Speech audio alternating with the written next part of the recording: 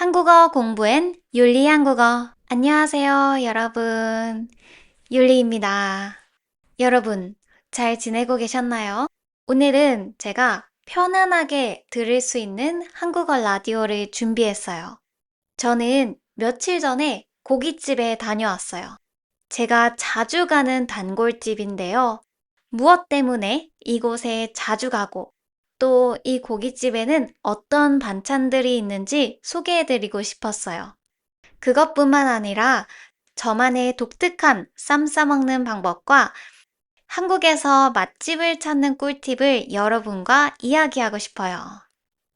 그러면 오늘도 재미있는 이야기 시작해 볼까요? 다들 이곳이 어디인지 눈치채셨죠? 불판만 봐도 알 수 있는 이곳은 고깃집입니다. 저는 오늘 돼지고기를 먹으러 왔어요. 제일 유명한 삼겹살, 목살 고민을 하다가 모두 다 먹을 수 있는 한돈 모둠을 시켰습니다.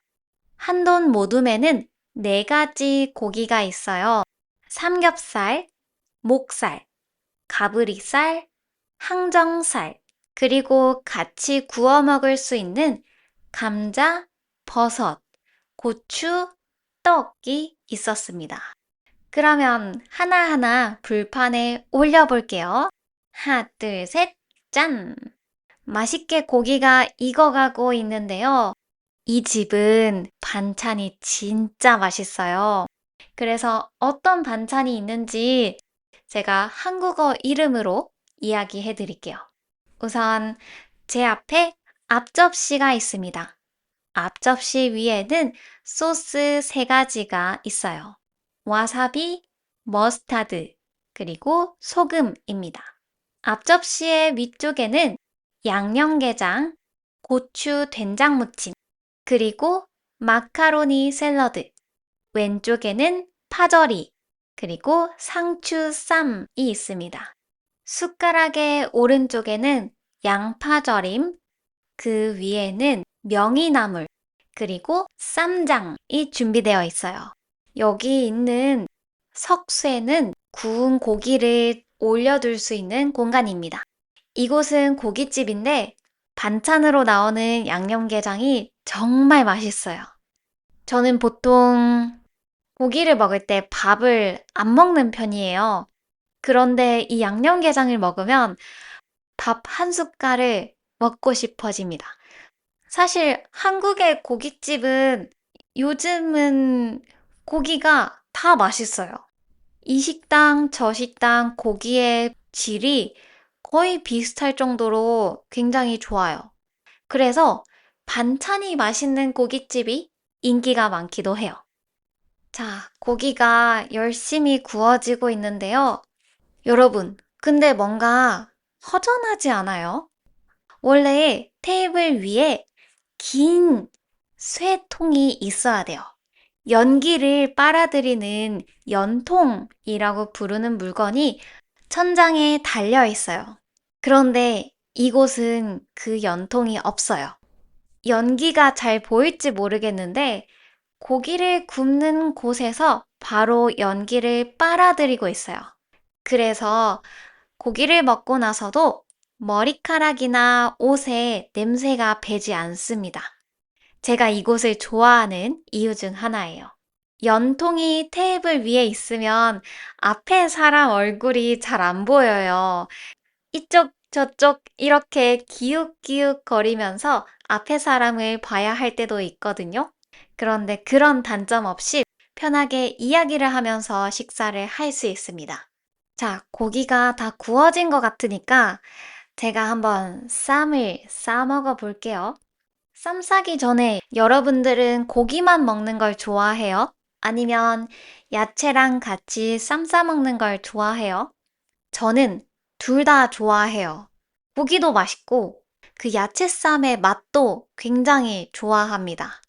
특히 양념된 파절이, 양파절임, 구운 마늘을 같이 먹는 걸 좋아해요.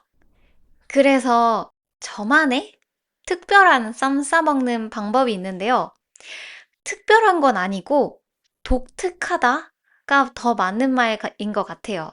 왜냐면 제 친구나 제가 아는 지인 중에서 이렇게 쌈 싸먹는 사람을 아직 본 적이 없어요. 그리고 추천을 했는데 그닥 반응이 좋지 않았습니다. 그래서 저만 좋아하는 독특한 방법이에요. 따라하실 필요는 없어요. 저는 먼저 이렇게 상추를 준비해요. 상추에 물기가 있는 걸 안 좋아하는 편이어서 꼭 탁탁 털어줍니다. 물기를 턴 상추를 손바닥 위에 올리고, 그 다음으로 파절이, 마늘, 양파절임, 여러 반찬들을 상추 위에 올려놔요. 이 잘 익은 고기를 상추쌈 위에 넣지 않고 입에 넣습니다. 그 다음에 고기를 몇 번 씹어요. 고기 그 자체의 맛을 조금 즐기다가 그 다음에 야채 쌈을 먹어요. 그러면 고기와 쌈 싸먹는 것과 비슷합니다.